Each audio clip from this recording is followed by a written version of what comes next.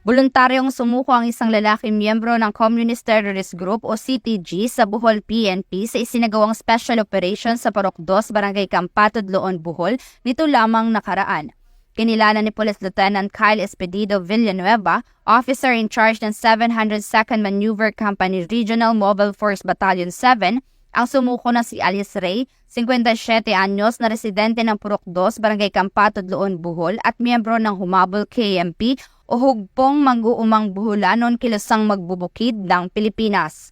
Samantala, kasalukuyang pinabalik sa kanilang tahanan ng nasabing individual habang pinoproseso ang dokumentasyon at pagbibigay ng tulong mula sa Enhanced Comprehensive Local Integration Program o ECLIP ng gobyerno.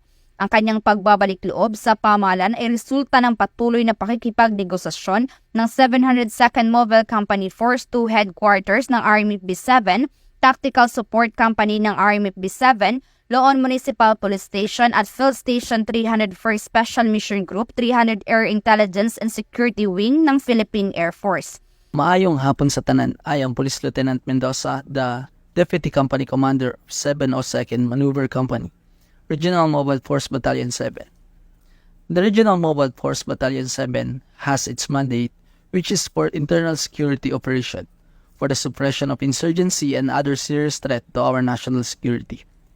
For this purpose, a successful joint intelligence-driven operation called Oplan Crawler-27-2024 was conducted, which resulted to a voluntary surrender of a full-time CTG member of Hugpong Mag-uumang Boholanon and Front Committee 7 Bohol Party Committee.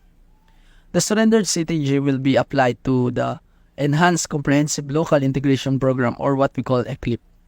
Also to the Kauban sa Reforma Program, a localized version of the National ECLIP under Executive Order No. 27 Series of 2023, signed by Governor Enrico Aristotel Ciomentado, to address the legal status and security of our surrendered CTG as well as his economic, social, and psychological rehabilitation needs.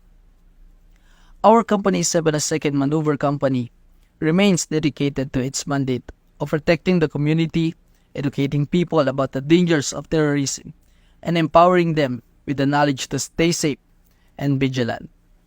Ito rin ay representasyon na ang mga programa ng gobyerno sa pagwawakas ng insurhensya at terorismo ay matagumpay na naipapatupad tungo sa pagkamit ng payapa at maunlad na bagong Pilipinas.